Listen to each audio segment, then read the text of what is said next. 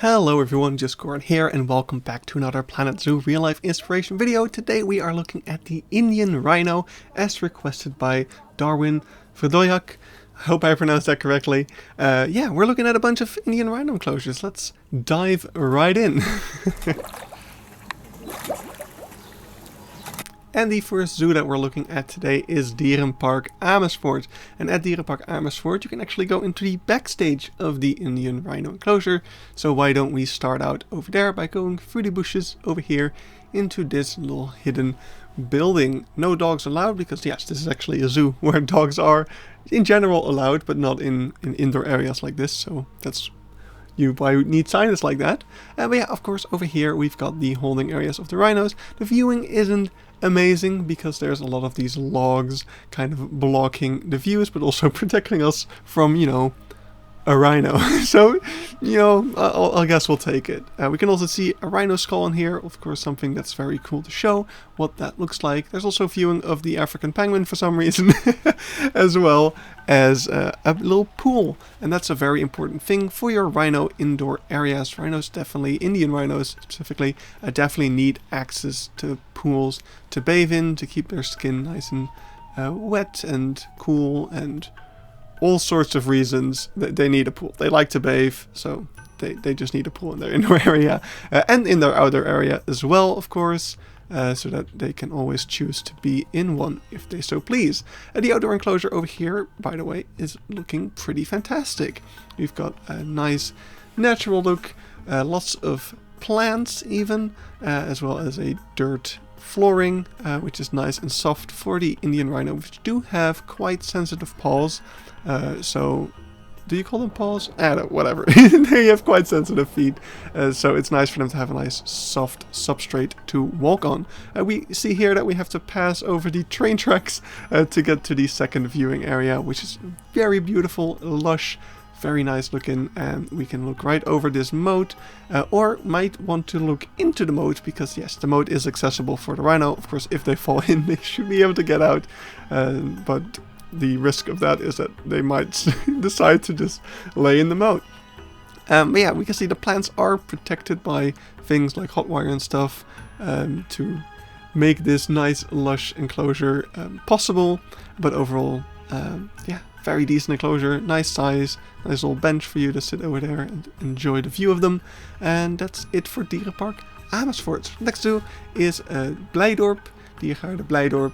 And we're starting off over here at the newest part of this enclosure. This is what you encounter after you come out of the red panda area. And you can very clearly see which part of the enclosure is old and which is new by the color of the sand. So the old part of the enclosure has very dark sand, and the new part is still quite bright. At least it was the case a year ago when this footage was recorded. I'm not sure if the sand has been equalized already. Over here as well we can see there is quite a lot of plants and stuff protected by rocks, just preventing the rhino from accessing them. Indian rhinos are browsers, which means that they will eat plants and sticks and twigs, so yeah, definitely want to protect your plants from them. Of course, also with trees and things, they might want to rub their horn against it, which can damage the trees, so it's important to protect your plants against them. Over here as well we can see, can't believe I haven't pointed out yet, a huge body of water for the rhinos to bathe in, but that's also a form of barrier, I suppose. There's also this cool sign showing kind of how many of each species of rhino are there and where they live. So each of the 5 species, and yeah, there's multiple yards on either side. We can see the rhino lying there in the distance, and as we pass this part of the enclosure, we slowly move our way to the indoor area as well, which is the big Planckendael building. It's also the indoor area of the Indian elephant. Not before we have a quick backstage peek. This is the general backstage of this entire building, so it's not just for the Indian rhino, but it's always nice to see some of that stuff. So yeah, let's head inside Planckendael over here, and right after we come inside we can immediately take a right and end up at the indoor enclosure of the Indian rhino, which is in this nice lush looking area with a Nice little background. As long as you don't look up too much, you won't see the structure, supporting structure above. But yeah, we got some nice faux rock walls with some decorations around and a small pool right in front of the viewing area. It's not the biggest indoor area, but there is more backstage kind of hidden away from the visitors, so if they don't want the rhinos on display for whatever reason, they might also be back there where there is more space for them as well. So overall, I don't think it's too bad. And keep in mind, it's only their indoor enclosure. Their outdoor enclosure is definitely nice and sizable, especially with that recent expansion. So definitely nothing bad going on here. Usually you will see the rhinos outside, but I did have the luck of seeing them inside once. So here we can see some footage of that. But that was pretty much it for Blijdorp, so let's move on to the next zoo, which is Dierenrijk. And over here at Dierenrijk, the Indian Rhino enclosure is adjacent to a little terrace where you can eat your food while enjoying the Indian Rhino sitting in the water. I've seen videos of the Indian Rhinos farting in the water while people were eating next to them, so awesome stuff. But yeah, this is a beautiful enclosure. It's a little bit less lush than the other ones that we've seen, mostly because it's still a rather new enclosure for this zoo. It's kind of the most recent thing that they've built that was rather substantial. It was built in 2019, so a couple of years, but plants might need longer to settle in. Also, this is a mixed enclosure with Visayan, warty pigs and nilguys, as you can see over there. So it's not just the rhino terrorizing potential plants. You also got Visayan warty pigs, which are definitely also quite destructive.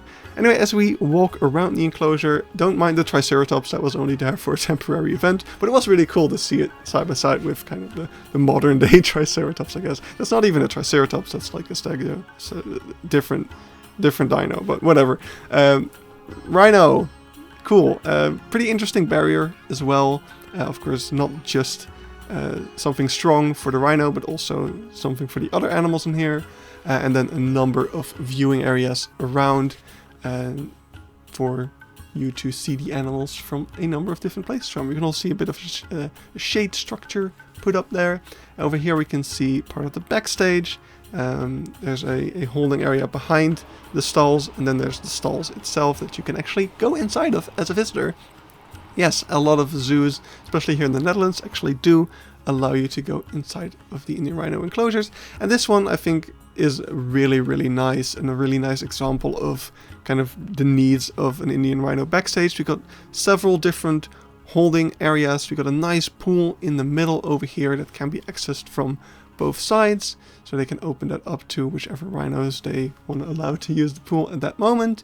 We can see lots of logs around the sides for the rhinos to scratch their horns on and stuff like that.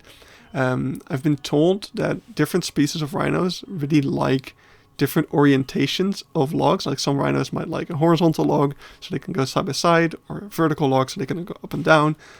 Well, looks like the Indian Rhino like vertical logs.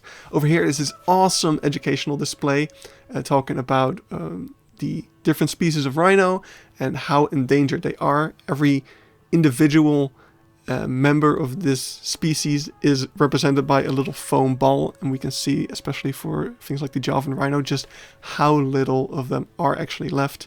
I think that's a really striking bit of education there, and super well represented.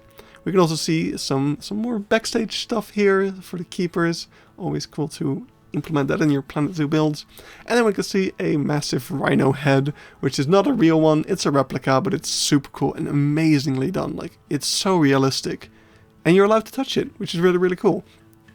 So yeah, that is the rhino stall of Dierenrijk, but there is more, because in Dierenrijk there's actually a very clear separation between the female yard that we saw earlier and the bull yard over here. So this is where the bull is separate from the females if they're not currently actively breeding. I think when this footage was recorded, the two females were actually there on like a little holiday. They're actually from a German zoo, and they just needed to be held somewhere temporarily.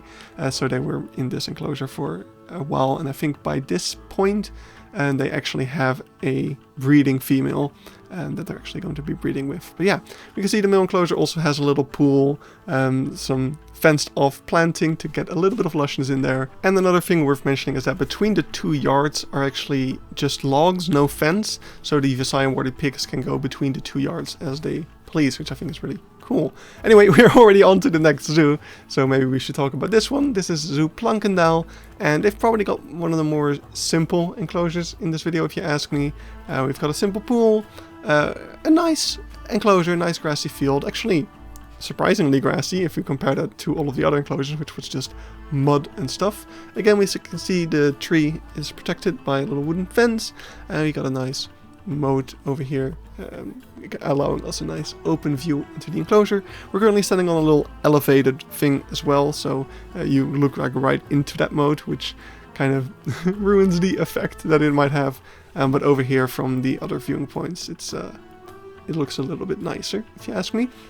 But we do have the fence in the back, so it's very much an enclosed space, which doesn't always look the best. It's even worse over here. This is the bull yard, and yeah, that's just a little fenced off area. So not the nicest looking enclosure, if you ask me, but it serves its purpose. Like, it's not too small or anything like that, so I think it's a fine enclosure. And over here you can see the gate between the 2 enclosures, nice and sturdy, also with the wood on it to make it nice and seamlessly integrated and stuff.